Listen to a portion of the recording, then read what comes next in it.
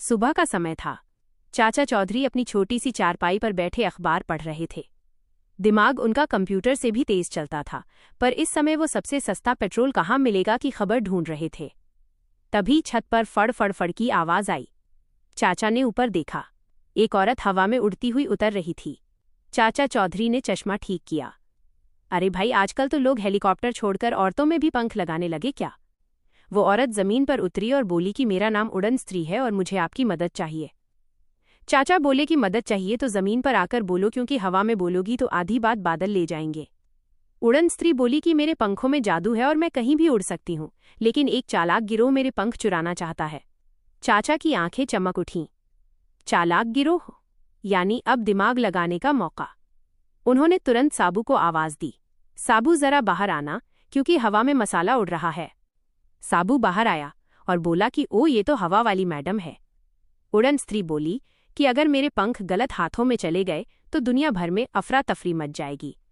चाचा बोले कि चिंता मत करो, जब तक चाचा चौधरी जिंदा हैं तब तक मुसीबत को भी लाइन में लगकर आना पड़ेगा। तीनों एक उड़ते हुए प्लेटफॉर्म पर चढ़े और उड़न स्त्री ने उन्हें हवा में उठा लिया। साबू खुशी से चिल्लाया कि साबू अब प्लेन है। साबू दोनों हाथ फैलाकर हवा में गोल गोल घूमने लगा। उड़न प्लेटफॉर्म ऐसे हिचकोले खा रहा था जैसे कोई पुरानी बस कच्ची सड़क पर चल रही हो। चाचा चौधरी ने डांटा, अरे ओ हनुमान के रिश्तेदार, जरा सीधा खड़ा रह। ये हवा है, कुश्ती का अखाड़ा नहीं। उड़न स्त्री मुस्कराई, साबू जी, अगर आप ज्यादा उछलेंगे तो हम सीधे बादलों के ट्रैफिक पुलिस के पास पहुंच जाएंगे।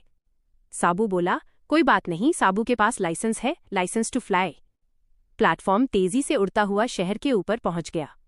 नीचे सड़कें खिलौनों जैसी लग रही थीं और लोग ऐसे दिख रहे थे जैसे चींटियां मोबाइल में सेल्फी ले रही हों। चाचा चौधरी ने नीचे देखा।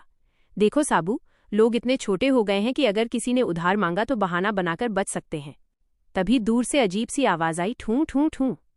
उड़न स्त्री घबरा गई। यह गिरोह की जादुई मशीन की आवाज है।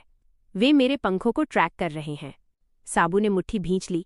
कोई पंख छुए तो साबू उसकी गर्दन पर पंखा चला देगा। अचानक सामने से धुएं में लिपटा एक उड़ता हुआ ट्रक निकला। ट्रक पर लिखा था, जादुई सामान खरीदो, पंख, दिमाग, इज्जत सब मिलेगा। चाचा चौधरी ने चश्मा ठीक किया। लगता है ये गिरोह सेकेंड हैंड हीरो बेचता है। ट्रक से 3 अजीब आदमी कूदे। उनके सिर पर हेलमेट, आंखों पर चश्मा और दिमाग शायद छुट्टी पर था। एक बोला, उड़न स्त्री, अपने पंख दे दो वरना हम तुम्हें जमीन पर ला देंगे। चाचा बोले, अरे भाई, ये तो ऐसे बोल रहा है जैसे ऊपर रहना मोबाइल रिचार्ज हो। उड़न स्त्री पीछे हटी। चाचा जी, ये बहुत खतरनाक है। साबू आगे बढ़ा। खतरनाक? साबू रोज आईने में खुद को देखता है, उससे ज्यादा खतरनाक कुछ नहीं। एक गुंडा साबू पर जाल फेंकता है। साबू ने जाल पकड़ा और बोला, ओह, मुफ्त की मच्छरदानी। उसने जाल को गुंडे पर ही डाल दिया। गुंडा लिपटकर नीचे गिर गया, सीधा एक पानी की टंकी में। दूसरा गुंडा चाचा की तरफ दौड़ा। अब तेरी बारी है, बूढ़े दिमाग। चाचा बोले, बूढ़ा दिमाग है पर वायरस तेरे में ज्यादा है। चाचा ने अपनी छड़ी से उसके पैर में हल्की सी टक्कर मारी। गुंडा ऐसे फिसला जैसे केले के छिलके पर राजनीति कर रहा हो और सीधे उड़ते ट्रक से टकरा गया। तीसरा गुंडा उड़न स्त्री के पास पहुंचा और उसके पंख पकड़ने लगा। उड़न स्त्री चिल्लाई, चाचा जी। साबू ने लंबी छलांग लगाई और गुंडे को पकड़कर बोला, ये पंख नहीं, वीआईपी टिकट है, और उसे घुमाकर दूर फेंक दिया। गुंडा बादलों में गायब हो गया। ट्रक का ड्राइवर डर के मारे हॉर्न बजाने लगा, पूं पूं पूं। चाचा बोले, लगता है इसकी बैटरी लो हो गई है, इसे चार्ज करना पड़ेगा पुलिस स्टेशन में।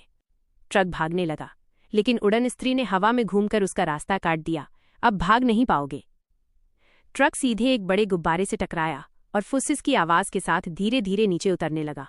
साबू ताली बजाने लगा, वाह, ये तो स्लो मोशन में गिर रहा है। नीचे पहुंचते ही पुलिस ने गिरोह को पकड़ लिया। पुलिस इंस्पेक्टर चाचा से बोला, आप हर बार बिना टिकट के भी हीरो बन जाते हैं। चाचा मुस्कराए, हीरो बनने के लिए टिकट नहीं, दिमाग चाहिए। उड़न स्त्री ने राहत की सांस ली, मेरे पंख बच गए, धन्यवाद चाचा जी और साबू। साबू बोला, कोई बात नहीं, पंख बचाना साबू का शौक है। उड़न स्त्री ने दोनों को हवा में घुमाया और बोली, मैं आपको अपनी जादुई घाटी दिखाना चाहती हूँ। चाचा बोले, अगर वहां पेट्रोल सस्ता मिलेगा तो जरूर चलेंगे। तीनों फिर से उड़ते प्लेटफॉर्म पर चढ़ गए। आसमान नीला, बादल रुई जैसे और नीचे दुनिया छोटी सी। साबू बोला, साबू को लग रहा है हम बादलों की चाय पीने जा रहे हैं। चाचा हंसे, अगर बादल चाय बना सकते होते तो बारिश कभी कड़वी नहीं होती। और इसी हंसी मजाक के साथ तीनों आसमान में उड़ते हुए आगे की नई मुसीबतों और नए रोमांच की ओर निकल पड़े। अगर वीडियो पसंद आया हो तो लाइक ज़रूर करें, चैनल को सब्सक्राइब करें और बेल आइकन दबाना ना भूलें।